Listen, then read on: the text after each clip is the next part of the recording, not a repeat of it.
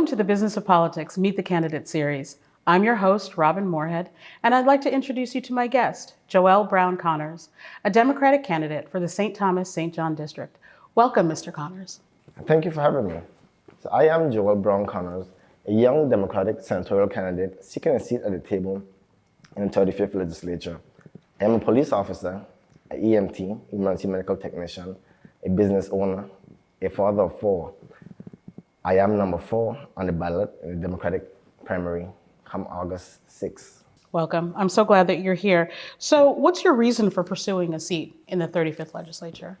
So with my 15 years of experience in community service and professional service working with the government, I've seen the issues that affects the Virgin Islands firsthand. And I feel seeking a seat at the table will give me the chance to help amend some of the laws and put new laws in place to better the Virgin Islands. And if you had to identify your top platform issue, the one thing that you're really passionate, that you want to lead your race with, what would you like to share with your voters? Youth development. So as the youth program director, I've seen the issues with the youths. We have a lot of at-risk youths, and the youths are the way of the future. So by developing and funding more youth programs, we'll be able to groom the youths for the future. We'll be able to lead them on a better path. We'll be able to create more opportunities through co-curricular activities for the youths.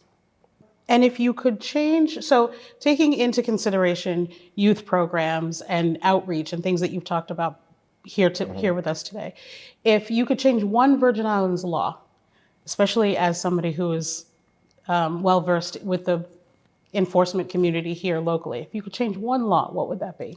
So I thought about it, and there's not one law in particular that needs to change. However, there are several laws, especially when it comes to Title 14, the criminal code, that affects the Virgin Islands. So the laws are duplicated, and some of them need to be amended so that it would help create a better path for the Virgin Islands when it comes to crime in itself. So it'll help keep them out of the justice system for a longer period of time if we amend some of the laws that are already in place. Do you feel like the police department now is working well within certain legislation that's in the Senate right now? So with the legislation that's already there, we work well with the legislation. However, it gives us the opportunity to pick and choose whether we send you away for a longer sentence or a shorter sentence because the laws are contradicting one another.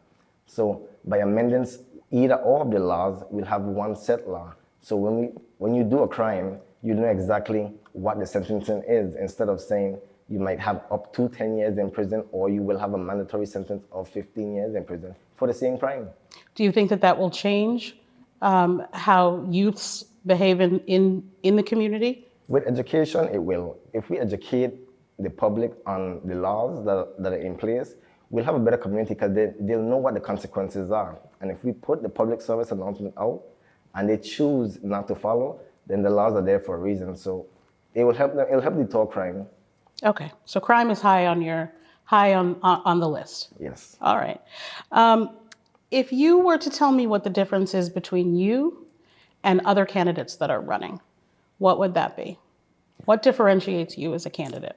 So within my 15 years of professional service and volunteer service, I portray excellence in all I do, portray community before self, and selfless service. So with that, I continue on that path, and that puts me above with the experience and knowledge that I have. It puts me above another candidate. Okay, let's shift gears just for a minute. So we've talked a lot about community-based programming. We've talked a lot about youth development. Let's talk about business and the economy. Okay. So in terms of businesses in the BI, small businesses play a huge role in terms of our economic development. Yes. What do you see as the greatest issue that's facing our small businesses, and what changes would you make if you were elected? So I am a small business owner, and one of the issues that we face is the taxes, is the large amount of taxes that we have to pay on a product that comes into the Virgin Islands before it gets to the consumer. So we face when we purchase a product, we face the origin tax, state tax, we face the local excise tax, we face custom tax. So that's 3 sets of taxes that we have to pay on top of the product. So by the time it gets to the consumer, the price has tripled from what it should cost.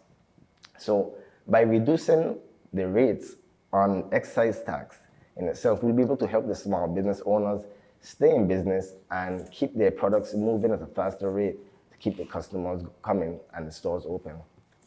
Okay. All right. And you feel like there's a certain amount of leeway that you could champion as a senator to change those? Yes, because recently we had the legislative pass where they stopped the excise tax, and it opened up a lot for businesses to bring in products, not pay that excise tax, and we're able to keep all prices at a lower rate. After a year, it was added back on, and prices again has gone up across with the inflation. So you're bringing a certain level of innovative thinking to your platform. Correct. That's great. If you weren't to get elected on your first pass, if you weren't to get elected, would you still be committed to improving lives of Virgin Islanders, and how? Yes, so I will continue my work with the youth program. Like I said, I've been running a youth program for the last 12 years. So I will continue that dealing with the at-risk youths, and I will continue my service in the emergency response field. I'll continue working with the police and the EMT in the territory. Okay. All right. That's great. One last question. Some citizens in the Virgin Islands feel that senators are pseudo-commissioners. What do you see as the role of a USVI senator? So I see the senators as advocates across from lawmakers. They're also advocates for the people. We're the voice of the community. So we hear what their needs are, and we try our best to fix it, whether it's by creating new laws, amending old laws, or just working collaboratively with the executive branch to get the job done. And so what are your ideas in terms of how you can work effectively with the administration? Face-to-face meetings, basically tabletop meetings. If we have the sit-downs on some of the issues that the public come and complain about, and we bring great solutions that will benefit both the government and the people, then we'll be able to work collaboratively. That's great. Thank you so much. Thanks for being here today. Any last words?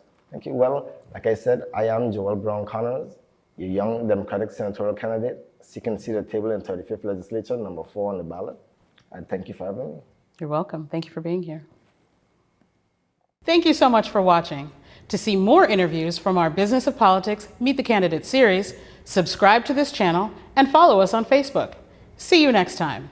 And remember, early voting starts on July 18th. Get out and vote.